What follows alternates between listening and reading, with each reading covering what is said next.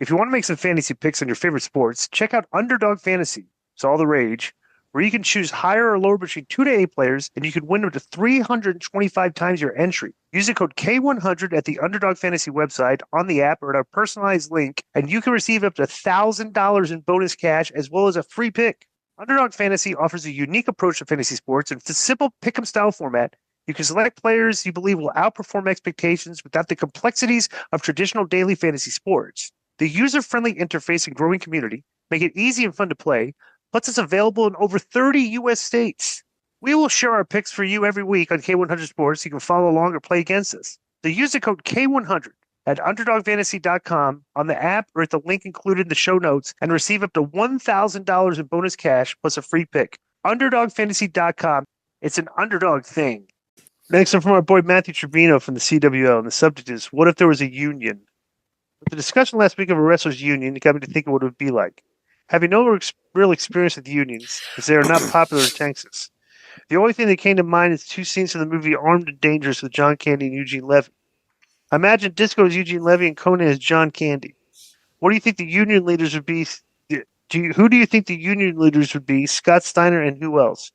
How long are these clips, Joe? Like a minute and a half each. What do Go you ahead think? and play it. Yeah. And this is not a movie I ever saw. This sounds like something Joe watched. Did you see this movie? No. I actually hadn't heard. Armed and Dangerous with John Candy. In addition, as licensed security guards, you'll be required to join a union, the International Alliance of Special Police and Guards. These are your union representatives, Mr. Klepper and Mr. Lazarus. You guys watch Breaking Bad? Yes. Okay, you see the guy on the left here? Uh-huh. That's Mike Ehrmantraut as a young actor. Interesting. Yes, it is. He was in 48 Hours, too. You probably voice, but anyway. Thank you, Clarence. The initiation fee is $30 payable now. If you can't pay, don't worry. We'll deduct it from your first paycheck. Thereafter, the weekly dues will be $15 and will be deducted automatically. The forms are in front of you on the desk. Sign them and pass them forward. Any questions? Yes, I have a question. Minor point. What if we don't want to join? This is a union shop. You want to work, you join. Well, I don't want to speak out of school, but $15 a week to me seems excessive. Now, where does this money go? That money goes to your pension and welfare fund. And when are the benefits paid?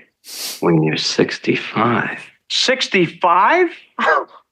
Hey, what's with all the questions? This is your union. It's for your own protection. So shut up and sign the form. Okay. Okay, let me just say this. This is such an 80s comedy. Reminds me a little bit of Police Academy, but my favorite part is the stereotypes. The Indian with the turban, the cholo with the thing. Right. Okay, let's see the second clip. Next one's 2:30.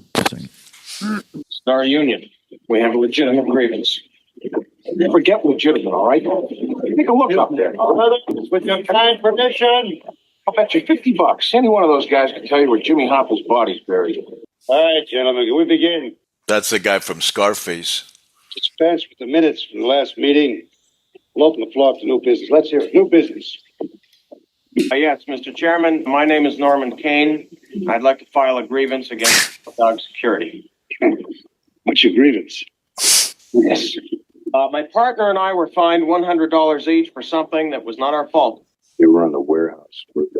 This is about the Carlex pharmaceutical robbery, right? Yes, it is. Why don't you just pay the fine and sit down? Any other new business? I'd like to file an appeal. Can't file an appeal.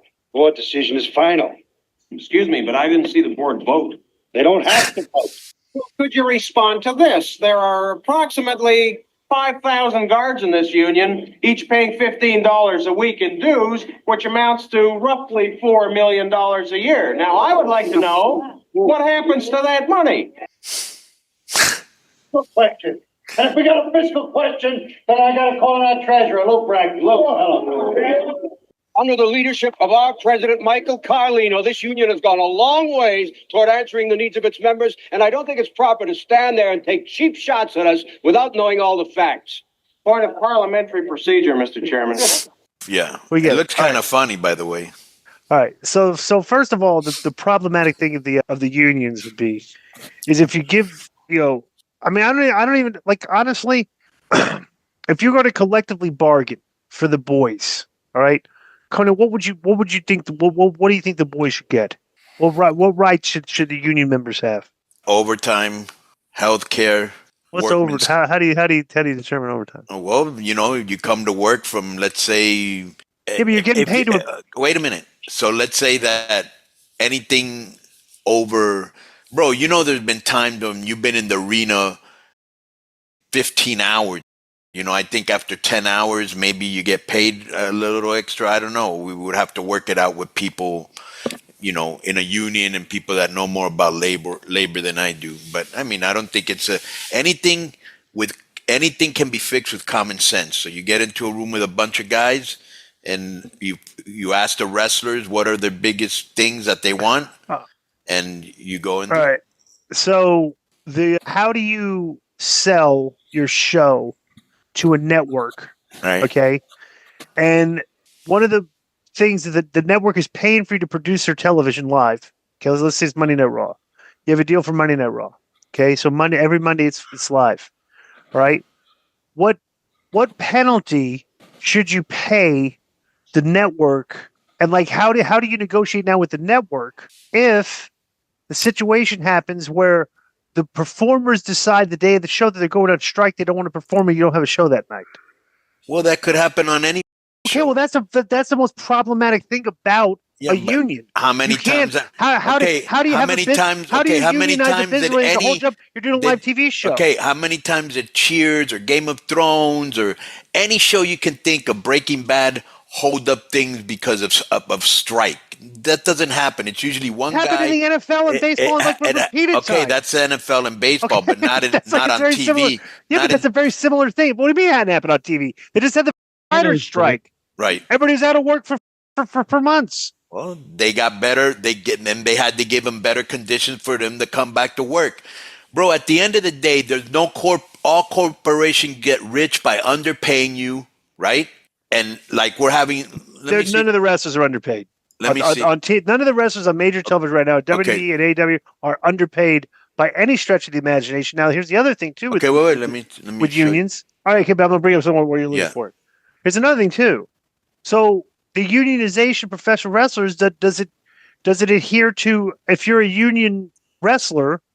Like, are all wrestlers in the union, or just wrestlers that are working for AEW or are they the ones? Because if you have union wrestlers, right? How on earth are indie promoters supposed to run shows for now? The big companies only, bro. Okay, big companies only. Well, that's not right. Okay. So then, how do you know? Now, let me just read this to you, and I'm sure you already read this for the people that haven't heard this. Okay, WWE, among the benefits no longer available to WWE staff is an employee stock purchase plan, which previously allowed them to purchase shares at a 15% discount. Okay, that's no longer available. Okay. Complimentary tickets. I think this is very JoJo. Complimentary tickets to live events, a long-standing perk for WWE staff, are no longer provided. Employees further complained about receiving only a 3% cost of living raise this year, despite rising living expenses in the Connecticut and New York areas. Even employees with strong performance reviews were informed pay increases would remain minimal due to budget restrictions imposed by upper management. Staff also noted increased workloads, including new responsibilities tied to UFC and potential expansions into other Endeavor-owned properties like Professional Bull Riders and IMG. Okay. Yeah. So, I mean do those people not to? Yeah. But that happens in tons of non-union workplaces. Right. That's just common. That's just common. Like you're doing better. Then all of a sudden, like you got to do some more work sometime. But then, obviously down the road, but down the road, you can now go ask for more compensation. There shouldn't be like some formula generated. It's like, hey, I think I should be compensated more. All right, let's see, we'll give you a raise. Like, what do you need a union for that? This seems to be across the board because a union makes sure you take care of everybody, not just one or two guys. I could see Konnan. I could see. Okay, like this would be funny. Is if AAA. Okay, that they were they like the wrestlers wanted to unionize, right? Okay, And then Konnan, my plan is Konnan would leave AAA to go start the union. Right. AAA would hire me in Conan's face. Right. Okay. And my angle would be that everybody would have to condemn Konnan. That'd be the thing. Everybody in the show would have to condemn Konnan. All Konnan, right. do you think would you kazoo that? Okay. All right. Go ahead. All right. Well, you should be condemned, to be honest with you. All what right, have I done? A lot of stuff. Just be myself. Yeah. Yo, what's up? I just want to thank you guys for watching this clip. Don't forget to hit the like button, leave a comment, and subscribe. And join our YouTube membership for hours and hours of exclusive, unedited, uncensored content. And being a member will help you get involved in our upcoming live streams. Thank you for your support. Thank you for riding with us. I know you got a lot of other podcast choices, be it wrestling or other ones. And thank you for picking us. Boom.